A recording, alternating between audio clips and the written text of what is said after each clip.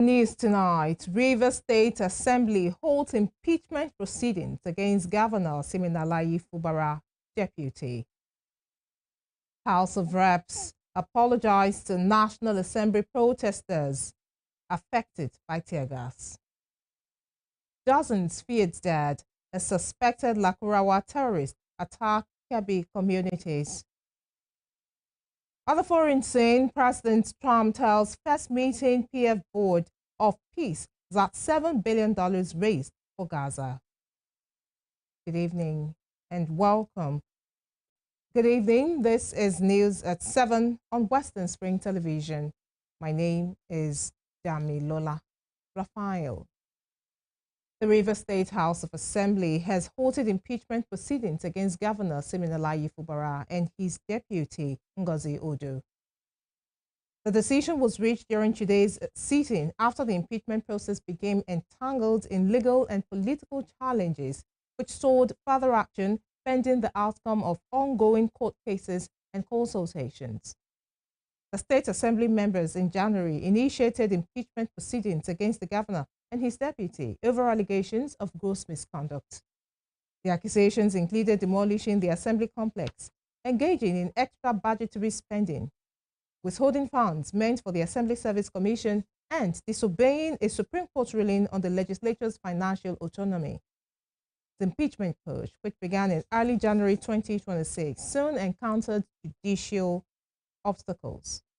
Rivers State Chief Judge Simeon Chibuzo Amadi declined the Assembly's request to constitute the constitutionally required 7-member investigative panel, citing a subsisting interim injunction issued by the Rivers State High Court.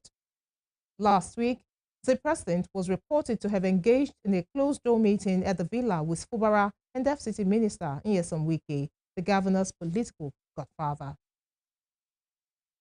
In another development, the lawmaker representing Anambra Central in the Senate, Senator Victor Ume, has described President Bola Tinubu's decision to sign the Electoral Act Amendment Bill 2026 into law as expected, saying the legislative process clearly pointed to that outcome. Speaking in a news chat this morning, Ume said the political and legislative dynamics surrounding the bill made the president's assent inevitable. He noticed that seeing what's played out in both chambers of the National Assembly, one will expect the president to veto the National Assembly or not assent to the bill, but the whole process was tailored to the end the way it ended. The lawmaker traced the controversy to the debate over electronic transmission of election results, particularly the provision now captured in Section 63 of the amended law.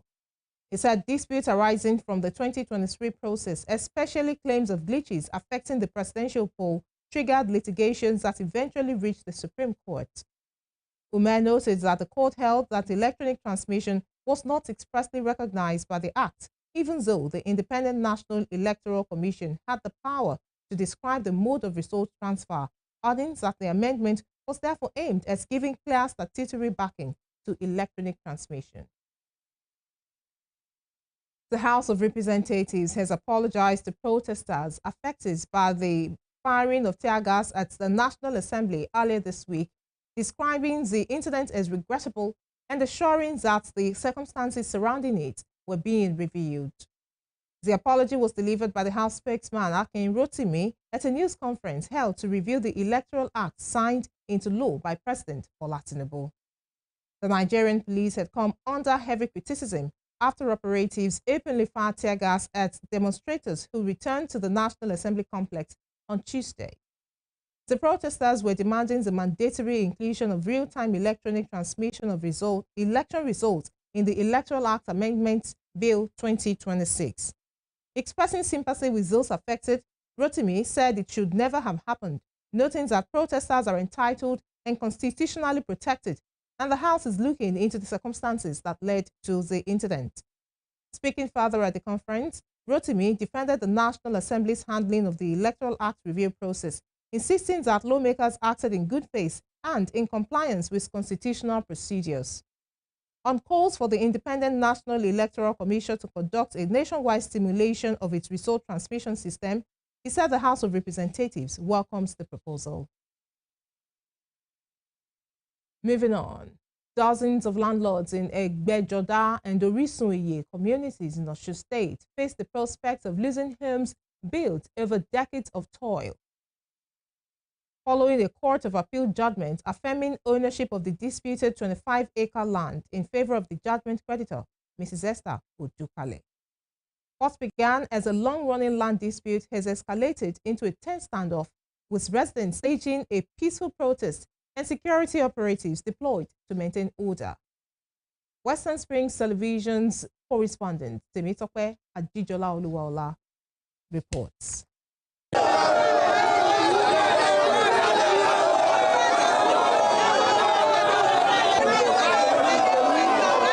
These were the voices of distressed landlords from the Egbejoda and Orisuiye communities, most of whom are retirees whose homes, built over many years of sacrifice and investment, face imminent demolition following a recent Court of Appeal judgment in favor of the judgment creditor, Mrs. Esther Odukale. The creditor publicly appealed for enforcement of the ruling.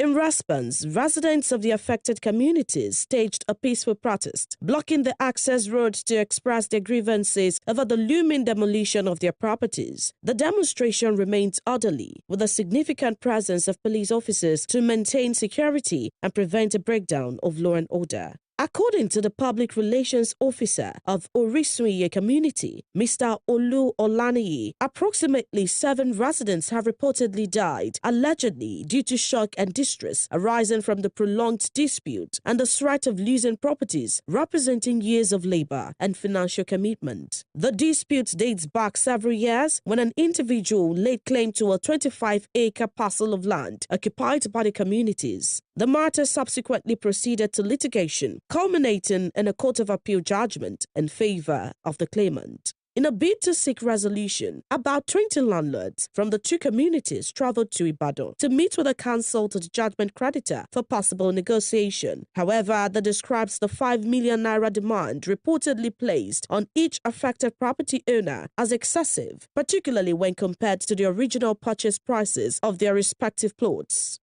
This is Orisuiye community and Egbejoda community. Yes, many of us here, we are landlords. And some years back, somebody just came in that they are the owner of this place. We struggled, and later it got to court case. And eventually, anyway, they are favored. The court judgment favored them. Then we went to them. Okay, as it is now, there's nothing we can do again. We don't have any case to do with you again. But what we want now is let us negotiate. I think about 20-something of us. We went to him, the lawyer. Let us negotiate. That is, he lives in Ibadan. We want to negotiate. We are ready for this. And he said he was giving us a kind of ridiculous amount. Many of us, we bought the land maybe 1,000 plus, 2,000 plus. Now, he said he wanted to collect 5 million naira. So 5 million naira is too much. Some of us are retirees, widows, and then aged people. So we cannot just afford this. Eventually, anyway, he said he will get to us through our lawyer. Second time we went again, he said our lawyer will communicate to us. And one way or the other, he has been trying to dodge us. Mr. Olaniyi further stated that the communities were recently informed of plans by the Judgment Creditors Council, Mr. Oluwagbemiga Olatunji, to proceed with demolition. 2 bulldozers were reportedly stationed near the entrance of the communities, allegedly awaiting further instruction, although demolition had not commenced due to resistance from residents. So I think about day before yesterday, we just learned that is coming around to bulldoze the place for what? And then we just decided that no. If you come now, many of us, we will leave our house. Where do you want us to live? You are a human being. And of course, we are men of peace. We don't want problem that occurred, such the one that occurred at Ilobu and things like that. If they want to come, we know what to do. Yes, we can resist it. Many of us they have what it takes. We have the wherewithal, but we don't want that. And we believe that it is the government that has the land. Then we have been trying to make sure that the government will come around to intervene. But one way or the other, he has been trying to dodge us. It doesn't want us to have our own way. So that is why when they came, they have been here with two bulldozers. They said they were coming with 3, but we have seen the 2 they brought. But we resisted them that they will not have their way in. So if they want to kill us, it is better they kill us. If they don't want to allow the negotiation, I don't think there's any other thing we can do. So we are now calling on the government to come and intervene, so that we don't want bloodshed, we don't want problem. So that is why we are here. So thank you very much. Yes, some people have died in the course of this struggle. Yes, when the first time we went to Ibadan, we didn't know. No, we are just trying to give them the information we brought from Ibadan. So somebody just heard about it and it collapsed. That was the end. And about 2 or 3 people after that. Then we have the aged people that each time they hear about this, they will, oh, what is happening? Will this be the end? And things like that. So many people are on sick bed now because of this issue. So that is the problem we are having. So yes, about a month ago, another person died. And we learned that before he died, he was just talking about this land, where will it then, where will it then, and so these are the issues. We want government intervention. All right. We don't want problem, and we have been trying to avoid this all this while. But this man, I don't know, maybe it is politically undertone, I don't know. But at times we call this man, this is what we want, and then our lawyer now told us he has never called to negotiate. So he just came around now that he wanted to bulldoze all our houses. Responding to the allegations, counsel to the judgment creditor, Mr. Olatunji Oluwagbebiga, maintains that the landlord's purchases did not follow due legal process. He explains that the case commenced at the High Court in 2008, where judgment was entered against the defendants. According to him, the defendants initially sought leniency, but later filed an appeal, which was dismissed, thereby affirming the earlier judgment. He added that a levy of execution had been placed on the land since 2024 and that the landlords were aware of this development, but only recently began taking steps to address it. The state government tried to mediate through a representative. However, Mr. Olatunji emphasized that there is a subsisting court judgment and that the responsibility of government and law enforcement agencies is to ensure lawful enforcement of court order. The duty of the government is to protect life and property. But let me tell you, the very first duty of the government, is to make sure that the judgment of the court is enforced.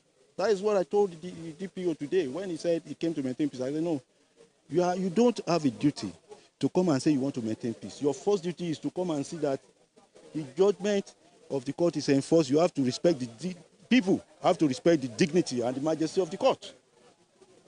You have to make sure that, yes, if you see that this is a valid judgment, which he has confirmed, let enforcement take place. The government has come to say, okay, let us talk. And we are saying that, yes, if you want to talk, it should be a level playing ground. Not at this time that you now want to claim that you want to, at the time we are already about to enforce. You should have called us before now. You get my point now? You should have called us before now, not at this time. So we are only giving the government the respect which they deserve. But our position now is, yes, as soon as we are still thinking of conceding to the properties that are already occupied and discuss with the government. But what about the vacant lands? The people claim that they want to demolish property on their head. Now the vacant land, there is no property there. Are you saying that they should not take possession of that? Of course, possession has been taken since 2024. You see? So that is where we are now. Subsequently, the Judgment Creditors Council and key stakeholders from the communities engaged in dialogue, a development that appears to have moved the matter closer to a peaceful resolution. Temitope Ajijola Oluwola, Western Spring Television. To security matters, dozens are feared dead after suspected Lakurawa terrorists carried out attacks on several rural communities in the Ariwa local government area on Wednesday. According to local and security sources, The gunmen stormed villages in the remote border district, opening fire on residents in what survivors described as highly organized and indiscriminate assaults. Breakdowns from security sources indicate that 16 people were killed in Mamuno, 5 in Awashaka, 3 in Masama, while 2 people each lost their lives in 5 other affected villages.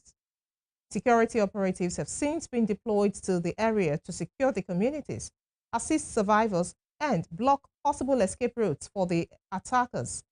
Tracking operations are also ongoing.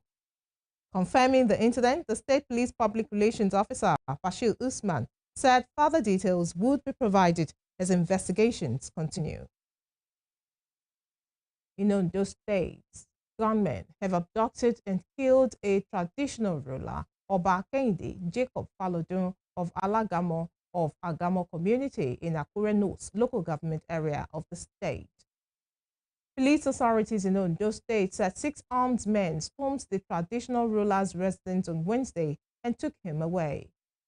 The police command spokesman, Abayomi Jimo, in a statement this morning, says the victim was later found a few meters away with gunshot wounds and was confirmed dead at the scene. Jimo disclosed that a team of police detectives has since been deployed to the area to beef up security and possibly apprehend the killers of the mourner. The police image maker called for calm among residents, urging them to promptly provide relevant information that could help the police investigation into the killing, assuring the public that no stone will be left unturned in bringing those responsible for the crime to justice. The Federal High Court in Abuja has admitted key digital forensic evidence and the statement of the fifth defendant in the trial over the June 5, 2022 attack on St. Francis Xavier Catholic Church, Owo, as the prosecution formally closed its case. Justice Emeka Nwite this afternoon admitted the fifth defendant's statement dated November 9, 2022 as Exhibit S, alongside a digital forensic report marked as Exhibit T and a black Techno mobile phone admitted as Exhibit U. The 5 defendants are being prosecuted by the Department of State Services on terrorism charges over the attack that left about 40 worshippers dead and several others injured during Sunday Mass in Owo, Ondo State. Following the testimony of the forensic experts, the prosecution formally announced the closure of its case. Defense counsel thereafter applied for the provision of an Ibira language interpreter for the defendants, who are from Kogi State. Justice Nwite adjourns the matter until March 4 and 5 for the defense to open its case. Moving on, the Ogun State Police Command says a TikToker identified as Mirabel is in an intensive care unit as investigations continue into her allegations of sexual assault. The command's public relations officer, Oluseyi Babasheyi, disclosed this in an interview this morning. Babasheyi explains that police established contact with the content creator earlier this week after her viral videos detailing the allegations sparked outrage, noting that she was taken to the hospital for medical analysis. According to him, the TikToker is in the ICU getting appropriate care, stating that when she is stable, the police will continue its investigations and get the necessary facts.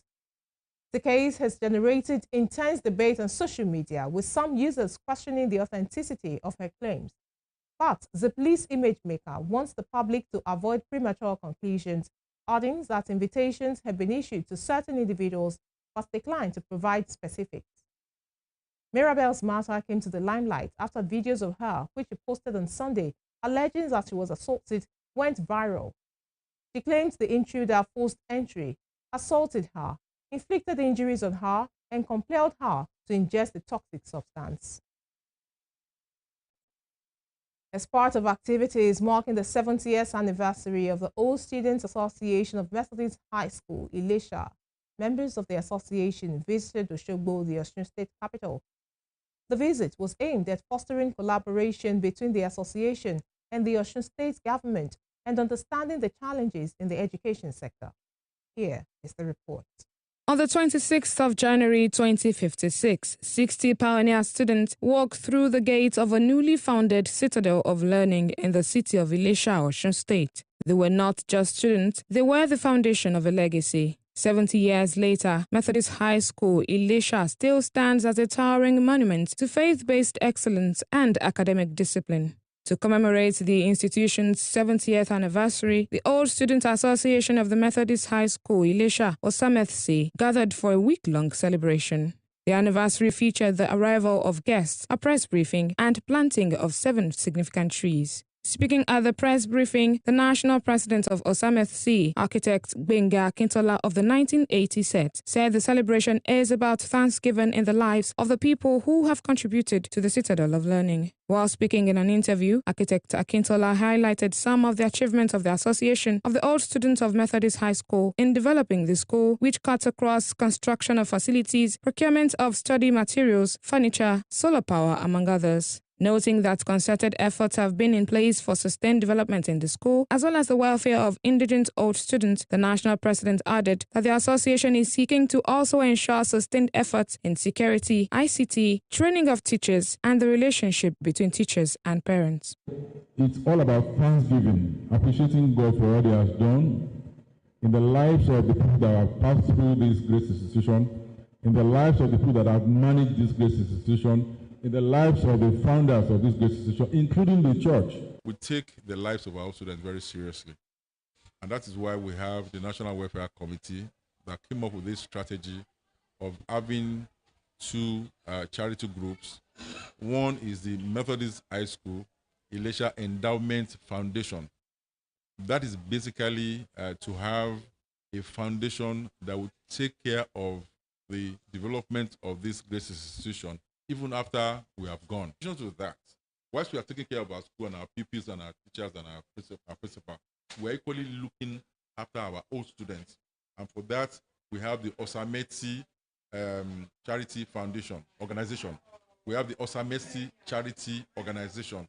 That is to take care of our old students that are indigent, that are less privileged. So those are the strategies that we have in place. So basically, safety and security of our school, meaning our pupils and our teaching staff, enhancement of ICT-backed knowledge for our pupils, and also training for the teaching staff, and also welfare for our teachers and the principal.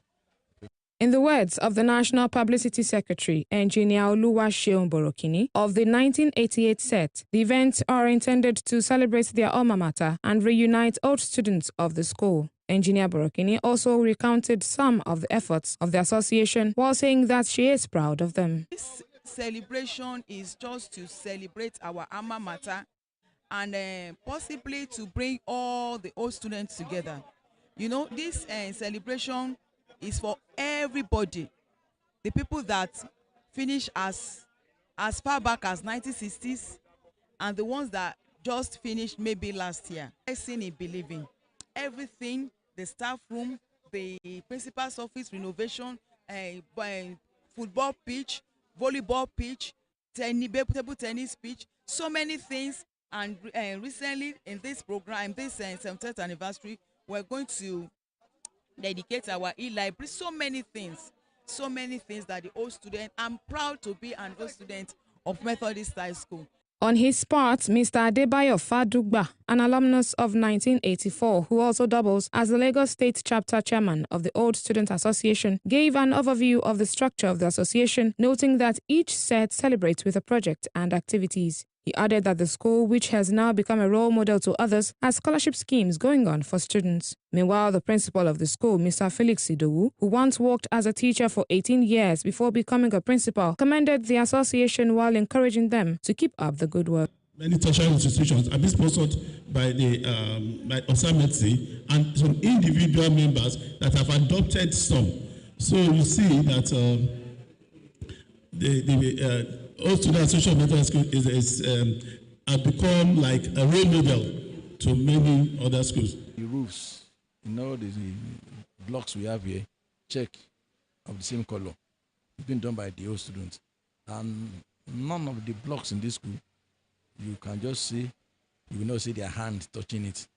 So, Methodist High School is like a private school being managed by the old students. So they are commendable. The celebration continues and will be wrapped up with Thanksgiving on Sunday at the Otakwete Methodist Church in Ilesha. Still to come, Governor Adeleke reduces work hours for Osun State civil servants. We will bring you more on this when we return.